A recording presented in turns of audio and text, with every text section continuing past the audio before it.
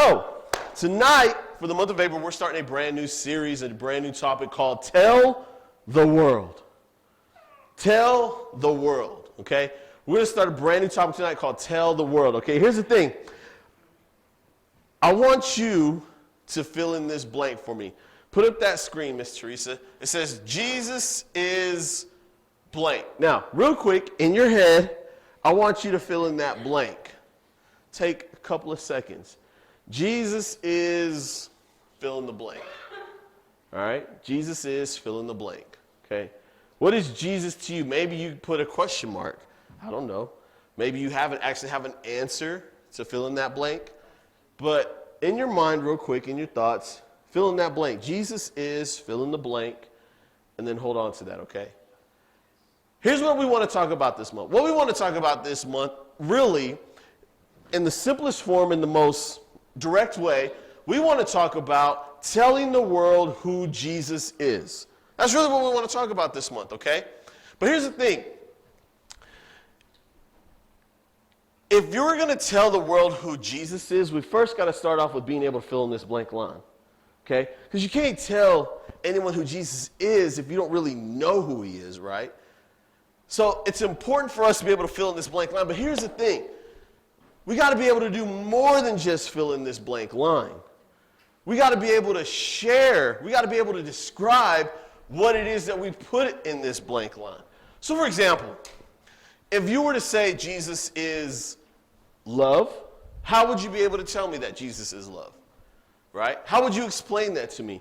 If you were to say Jesus is giving, how would you explain that to me? How would you tell me? If you were to say Jesus is caring, how would you tell me?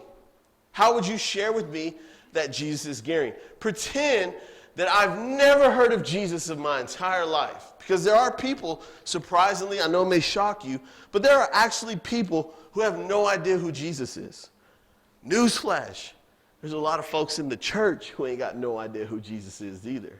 But yet they come to church every Sunday and Wednesday, right? But they can't even describe or tell you who Jesus is. And what I want to prepare you guys, what I want to do this month, for the month of April, is for you guys to be able to fill in this blank, but not just fill in this blank, be able to share and explain what it was you put in that blank, okay? What it is that you put in that blank. Jesus is, and then be able to share it with somebody you know, okay? Be able to share it with someone you know. Last month, we talked about having a new life united with Jesus, remember? And with that new life, now you have a purpose. You have a reason for existing, correct? Well, guess what? One of the reasons you exist in this world is to tell people who Jesus is. Plain as, it's just the honest truth. You were put on this earth to show people who Jesus is, to tell people who Jesus is, and explain to others who Jesus is, okay? It's more than just knowing Jesus for yourself. That's important, okay? That is important. I don't want to say it's not important, but it's just as important to be able to tell others who Jesus is as well. Wouldn't you agree, Noah? Yeah. All right, so here's the thing. I truly believe that there's two things that we got to be able to do when it comes to Jesus is fill in the blank, okay? Two things that we got to be able to do. And I know this first one is going to be like, well, how does that apply to me, okay? But here's the thing.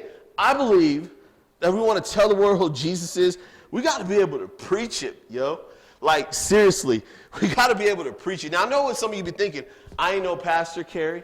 I'm no preacher, Kerry. That's not who I am. Not a problem. You don't have to, listen, I want you to know something. You don't have to be a preacher to tell someone who Jesus is, okay? You don't have to be an ordained pastor to tell someone who Jesus is. You don't have to have any pastoral credentials to tell anybody who Jesus is. You know, in the Bible, there was a man who was possessed by 2,000 plus demons, all right? And when Jesus delivered him and casted all those demons out of him, the man who was delivered and healed, he wanted to follow Jesus so badly. But what did Jesus do? Jesus sent him back to his hometown to tell everybody about him. The man had no Bible college under his skin. He had no degree in seminary. He had none of those credentials. But yet he went back to 10 cities and was telling everybody about the Jesus who he just met, who healed him, set him free. And what he was doing was he was telling others who Jesus is. And what I want y'all to understand is he was preaching to others who Jesus is. And listen, as believers, you don't have to be a pastor to tell people who Jesus is. You don't have to stand up on a stage to tell people who Jesus is. All right? You can tell people who Jesus is at the lunch table, in the locker room, as crazy as that may sound, at your job, at the dinner table with your family. You can preach who Jesus is. But here's the thing.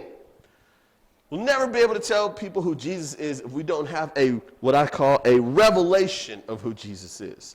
Now, basically that word revelation means this. It means to reveal something to someone, all right?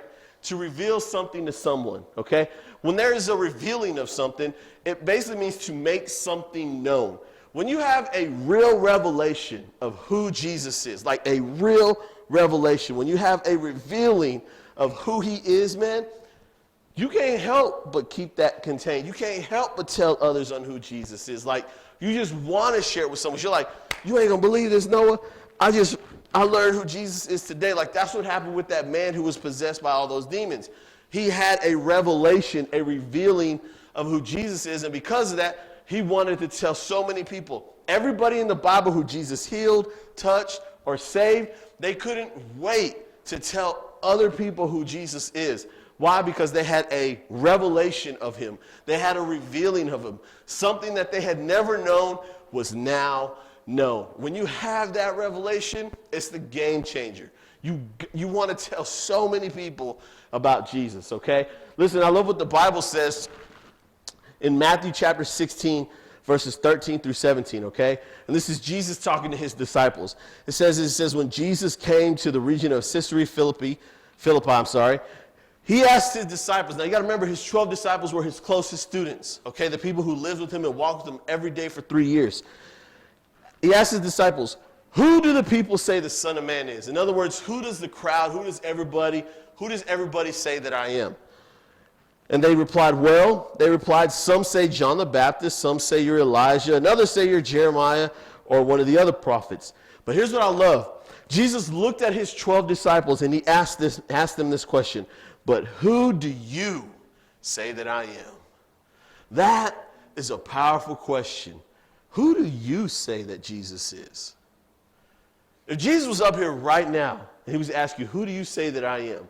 Who do you say that I am to your family? Who do you say that I am to your friends? Who do you say that I am at work? Who do you say that I am in the locker room at school to whoever, right? Who do you say that I am? And the disciples hear this question and they're like, but there's one amongst the group who has had a revelation of who Jesus really is. And it's Peter. And check out what Peter says. Peter says this. He says, Simon Peter answered, he says, you are the Messiah, the Son of the living God. And here's the thing. What Peter was saying is like, listen, you're not just a man, Jesus. You are literally God in human flesh. And so what happened was Peter was made known something. He had a revelation of who Jesus really is. He wasn't just a man. He wasn't just a teacher like everybody else saw him. Peter realized and had a revelation that, you know what? Jesus is indeed God in human flesh. He came into this earth and he is the Son of God. He is the Messiah. He is the anointed one. He saw and had a revelation of Jesus. And I love what Jesus said. He says this, Jesus replied, you are blessed, Simon, son of John, because my Father in heaven has, watch this, revealed this to you. You did not learn this from any human being. That's powerful. Listen, real life-changing revelations come from the Lord, man. Like when I was 17 years old, I had a revelation of who Jesus was. It changed my life. I went from carrying a basketball and basketball shoes to school to carrying my Bible to school. Like I had a revelation of who Jesus is, and it really changed my life drastically. I was telling my friends in the hallway about Jesus, and it wasn't like I was being weird about it. Like I wasn't standing up in the hallway holding up a Bible saying, you're going to burn in hell if you don't believe it. I wasn't being weird about it, right? But I was genuine, like, hey, man, I gave my life to Jesus. Like, he's changed my life, and he's real. Like, I just want to tell you about him, you know. And so here's the thing. As believers, as followers of Jesus, one of the purposes why we are here in this earth is to tell the world who Jesus is. We're to preach who he is to other people. And remember, that will come through a revealing of who Jesus is. Now, the biggest question is, well, how do I have a revelation of Jesus, Kerry? This is why it's important for you to get into God's word. This is why it's important for you to spend time in prayer. You know, God reveals himself. I don't want to box God in and say those are the only two ways. But in my life, that's how I've seen him reveal things to me. He reveals himself to me, okay, in those two areas. But I don't want to box God in and say I've never seen him reveal me in other areas, okay, in other ways, okay? I could be at the gym and I have a revelation of God, and it's crazy. Like, it's seriously crazy. Like this past week, I'm sorry, we were at the gym in the morning, and right when we got there, God was showing me things, and I was like writing stuff down in my notes on my phone. It was just like there was revelation taking place. So revelation comes from just getting so close to God, and he reveals so much to you about himself. When you have that, you don't want to keep it to yourself. You want to share it with others, okay? You want to share it with others. So if we're going to tell the world who Jesus is, let's preach it with a revelation of who he truly is, okay? And most importantly, the second way is this. If we're going to tell the world who Jesus is, not only do we got to preach it, but man, we got to live it too. We got to live it too, okay? Check this out. You want to know what the most frustrating things for me is when someone claims they do something, they don't really do it, right? Is when someone claims they do something, and yet they don't really do it. Let's say, Josiah here. I'm gonna pick on Josiah again. Let's say Josiah here. We were having a conversation over there, and Josiah was like, we were like singing a song, and Josiah was like, I'm actually like a much better singer than Karis and everybody in my family. Like, I have the greatest voice. And he's like serious about it, Noah, Malachi. He's like serious about it. And he's like, y'all don't even want to hear me sing because like, y'all should get me on the worship team. And I'm like, oh, dang, you know what? We should get Josiah on the worship team because he's telling me I can sing. It's like, Josiah, why don't you come up to the worship practice and sing? And we get Josiah up here and we give him a microphone. Be like, all right, Josiah, you're going to sing What a Beautiful Name It Is of all songs, right? And Josiah gets up here and I'm like, let's start the song. So we start the song. And all of a sudden, Josiah starts singing and we're just like, ooh. Now, it's a joyful noise to the Lord, but here before us, we're like, yikes, like it sounds bad, like he's not even close to being in tune, like his words are all over the place, right? But here's the thing, if he was to do that, and we all heard him say, I'm the greatest singer ever, we would all be like, bro, I thought you said you could sing. And be like, I can sing, you don't like my singing? And like, nah, bro. Like, not even a little bit, right? But here's the thing. One of the most frustrating things for me is when people claim they do something or are about something, but their actions don't back it up, right? And here's the thing. There's so many Christians who are like that too. They claim to know God, right? They claim they're believers in Jesus, but their lifestyles don't match up to what they say, right? Their lifestyle does not match up to what they say. And so here's the thing. We say it like this. Talk is cheap, actions speak. One of my favorite verses in the Bible. Titus chapter 1, verse 16. It says, many people claim they know God, right? They claim they know God, but yet they deny him by the way that they live. And the Bible is very clear. Listen, many people claim, yes, I profess to know God. I claim to know God. I mean, I go to church, I go to youth, I claim to know him, but you know what? Their everyday life does not match up. And so listen, if we're going to tell the world who Jesus is, we also got to live it. We can't just say, oh yeah, I'm a Christian, but yet we're cussing at school, like we're skipping school, we're being disrespectful to our teachers at school, we're being disrespectful to mom and dad at home, we're being disrespectful to our sister or whatever, right? We're talking back. If we're going to claim, right, to be followers of Jesus, we also have to live it out every single day. Let me tell you something. The greatest way you can tell people about Jesus is how you live with your everyday life. Honestly, how you treat people, how you react to people, how you gossip about people, like it reflects so much, okay? I want to encourage you tonight Because here's the thing. One of the things that teenagers that I see in teenagers is that it's kind of embarrassing to live as a Christian. A lot of teenagers I'm kind of embarrassed. I don't really want, I'm okay with being a Christian at church on Wednesdays and Sundays, but at school in front of my peers, that's kind of embarrassing. I don't want people to think I'm weird. But I want to encourage you to be young and unashamed. Don't be embarrassed of Jesus. Don't be embarrassed of him, right? Be young and unashamed. Romans 1:16. I love this verse. It says this. It says this in Romans 1:16. There it is. It says, "For I am not ashamed of this good news about Christ, because it's the power of God at work, saving everyone who believes." The Jew first and also the Gentile. That first part is what I love. It says, "For I am not ashamed of this good news about Jesus." Paul was writing this. And you got to understand that during this time, when this gentleman is writing this, Christians are being killed, Christians are being arrested, Christians are being thrown in arenas made for sport, being slaughtered by lions, Christians are being sawed in half, Christians are seriously hunted down and killed. And Paul was encouraging people, listen, no matter what happens, I'm not going to be ashamed of knowing who Jesus is, right? I'm not going to be ashamed. I'm going to live it out every single day, no matter what. And so I want to encourage you all here today. Be young and unashamed. Stand firm in what you believe. Don't be intimidated by what your peers may think of you, what even teachers may think of you. Be young and unashamed, all right? I just want to encourage you tonight, and we're going to dismiss, we'll close this down, to preach and live with boldness, guys. To preach and live with boldness. Remember, you ain't got to be up here to preach to others who Jesus is, right? You don't have to be up here to preach who Jesus is. But I encourage you to preach and live with boldness every single day. You know what that word boldness means? It means to have a lack of hesitation or fear in the face of risk or danger. Teenagers are so bold in everything, right?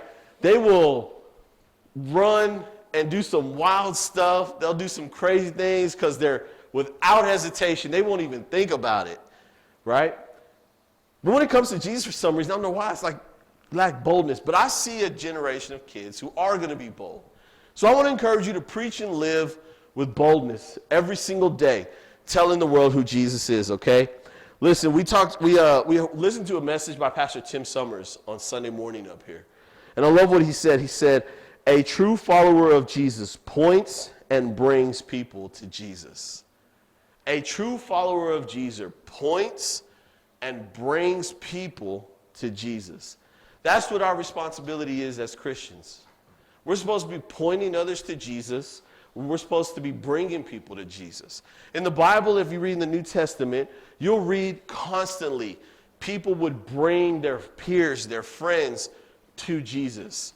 By the multitudes. If you never read the Bible, there's actually one story about one gentleman who was crippled he was paralyzed in his whole body. And the Bible says 4 friends carried him all the way to Jesus. And when they got there, the place was so crowded that they actually climbed up on the roof, broke the roof, and lowered their friend down through the roof to get to Jesus. Okay? Our responsibility as believers and Christians, true followers of Jesus, point and bring people to Jesus. We're supposed to point and bring people to Jesus. I have a question for you. The last question, then we're going to pray and dismiss. When was the last time you pointed anyone to Jesus in your everyday life? Another question. When was the last time you brought anyone to Jesus in your everyday life? If you can honestly answer that question and say, it's been a long time, Kerry. I can honestly say I've never done it. Man, we're on this earth to tell the world about this amazing Jesus that we live for. Okay? We're on this earth to tell this world about this amazing Jesus that we live for. Listen, that you know. So don't keep him hidden. Share him with the world. Preach it and live it boldly, right? I mean boldly, okay? Don't hide it. True story. Monday? So I'm on this, I don't know if y'all know who Elevation Rhythm is. It's Elevation Church's youth ministry. And they just released their new worship album this week. And Monday, I was jamming out to this one specific song called Over and Over, and I was listening to it I've been listening to it nonstop.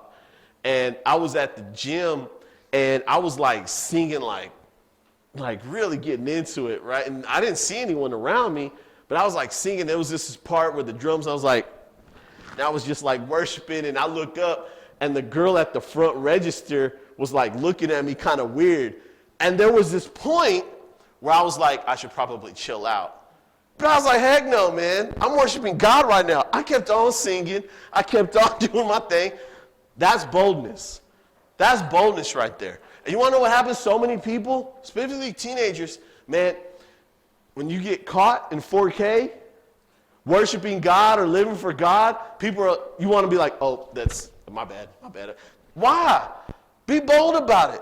Be bold in what you believe in, okay? Preach it and live it boldly every single day. And I guarantee you, we're going to tell the world who Jesus is, okay? We're going to tell a true follower of Jesus points and brings people to Jesus. I want us to be a youth ministry that does that tells the world who Jesus is, okay? Let's pray. God, thank you so much.